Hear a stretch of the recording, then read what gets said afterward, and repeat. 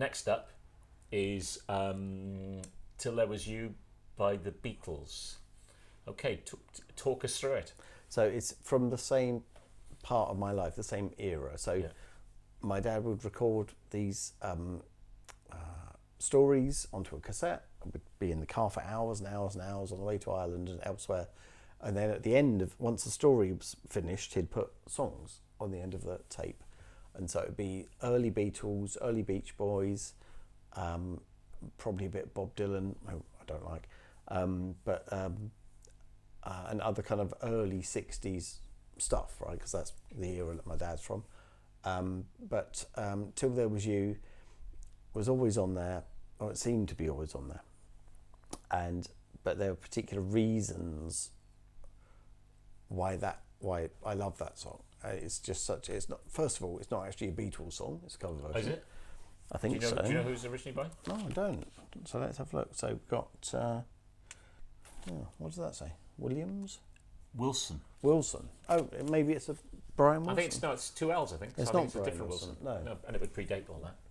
But there's a kind of a purity about it. It's a lovely, beautiful song. It's romantic. It's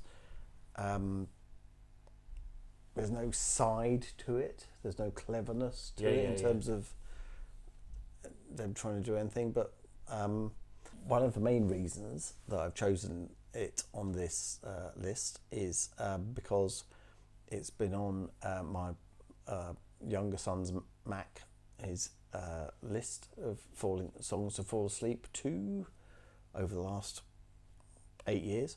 Also, during the COVID times, the lockdown, which is thankfully is well behind us now, there were a few of us that were on streaming things with people who were close to cardiacs and stuff like that, and Tim Smith. And I sang Till There Was You on that, and I'm not a performer. I do the record label. I love doing the record label. Was it a cappella you did it? It was just... Yes, it was. Just you, yeah. Yes. Yeah. No, it was incredibly... And it was fantastic. And I'd obviously rehearsed it a lot in terms of singing it to Mac, who's over here, for the 6 years or however long I've been doing it at that point.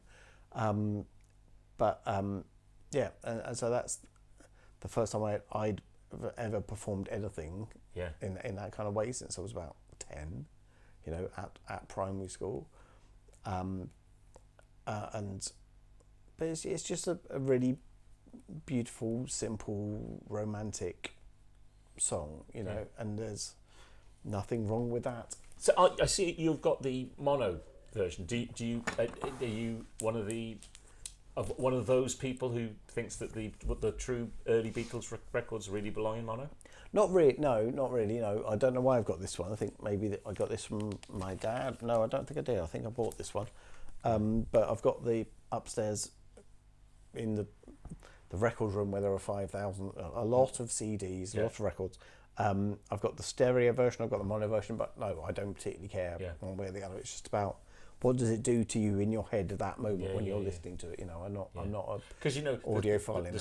The story is that everyone would be there for the mono mixes, right? Because that's meant to be that was better in some way. Yeah, that was the definitive mix at the time. Yeah, stereo was somewhat of a gimmick and done by the engineers later. They would do it later. Yeah, and so there is a school of thought that the mono versions are the one true. No, I'm not like that at all. No. I'm not. One of my oldest friends, one of Hill's oldest friends, Graham. He's always laughed at me because they're like, Nick, you really love music, don't you? I said, yes, I do.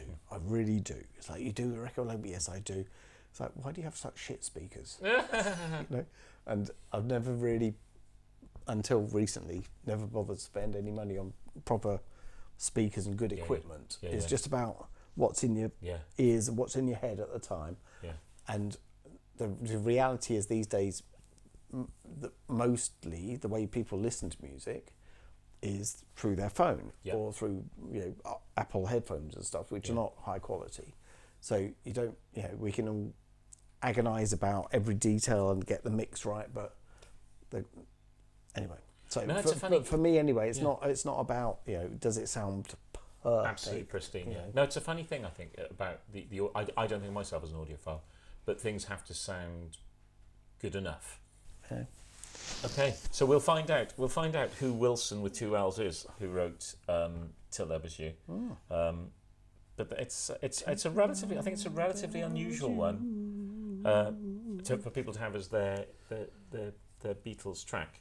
I'd say it's. Well, yeah, because it's a non-Beatles track. Yeah. Terrific, excellent. All right. But this is genuine. With the Beatles is genuinely my favourite Beatles album.